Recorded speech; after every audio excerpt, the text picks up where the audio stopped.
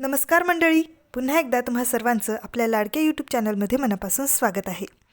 जुळली गाठ ग या मालिकेचा आजचा भाग खूपच इंटरेस्टिंग होता. सुरुवातीलाच आपल्याला असं दिसतं की सावी धैर्याला भाऊंबद्दल बोलायला जाते, पण तो आधीच खूप खराब मूडमध्ये असतो. कोणाला तरी कॉल करून काम वेळेत पूर्ण का करत नाहीत असं म्हणत चिडचिड करत असतो. तिकडे तो अंगद रीना परागला भेटतो. मी एक नवं हॉटेल सुरू करतोय, त्याच्या प्रमोशनसाठी सावीची मदत पाहिजे असं सांगतो. इकडे सावी खूप धीर जमवून धैर्याला भाऊंच्या तब्येतीबद्दल सगळं सांगते, पण तो गाढ झोपेत असतो.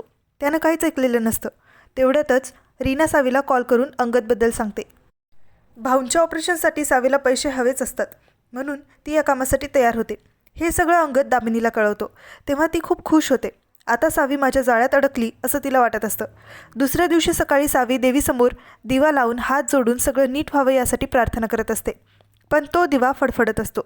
तरीही आत्मविश्वास अजिबात कमी न होऊ देता सावी धैर्यासाठी देवीचा प्रसाद घेऊन रूममध्ये येते. तेव्हा भास्कर आणि दामिनी मुद्दाम आधीच तिथं थांबलेले असतात. धैर्य स्वतःहून चालण्याचा प्रयत्न करत असतो, पण अडखळतो. तेव्हा सावी त्याला सावरते आणि थोडा वेळ ती दामिनी आणि भास्करच्या बाहेर जाण्याची वाट पाहत असते, पण ते जाणारच नसतात.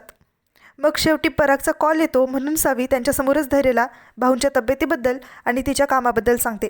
तेव्हा धैर्य म्हणतो, भाऊंच्या उपचारांसाठी सगळा खर्च मीच देतो, पण त्यासाठी तू डिवोर्स पेपर्सवर सह्या कर. तेव्हा सावी म्हणते, ही सही काय माझ्या हातनं होणार नाही, आणि एक सून म्हणून मी परमिशन मागायला आले होते, पण जर तुम्ही ती देणार नसाल तर बाईने बाहेर पडून काम करायचं नाही असला जुनाट नियम मोडून मी काम करणारच, असं म्हणत ती निघून जाते. आणि तेव्हा धैर्य पुन्हा चिडतो. कामावर गेल्यावर सावीला सारखी धैर्याचीच आठवण येत असते. त्याच्या जेवणाची वेळ झाली आहे हे तिला आठवतं, म्हणून ती धैर्याला कॉल करते. तो सुद्धा झोपेतून उठतो आणि उठताच त्याला सावीची आठवण येते, कारण त्यावेळी त्याला खूप भूकसुद्धा लागलेली असते. औषधांचा परिणाम असतो तो, पण तरीही खूप चिडलेला असतो ना, म्हणून तो सावीचा कॉल कट करतो. तेव्हा सावी अवंती बहिणींना कॉल करते. त्या धैर्याचं जेवण घेऊन त्याच्या रूममध्येच आलेले असतात. सावीचा कॉल आहे म्हणून त्या धैर्याकडे फोन देतात. धैर्य हॅलो म्हणतो. तेवढ्यातच तिकडून तो अंगद येऊन सावीला हॅलो म्हणतो.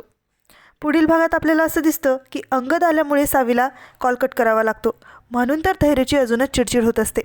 तर इकडे सावी अंगदला भाऊंबद्दल आणि तो कोणत्या बॅचचा विद्यार्थी होता या सगळ्यांबद्दल विचारते. आता पुढे काय होणार हे पाहणं खूप इंटरेस्टिंग असणार आहे. तेव्हा पुन्हा भेटू उद्याच्या भागाबरोबर. तोपर्यंत आनंदी राहा, काळजी घ्या.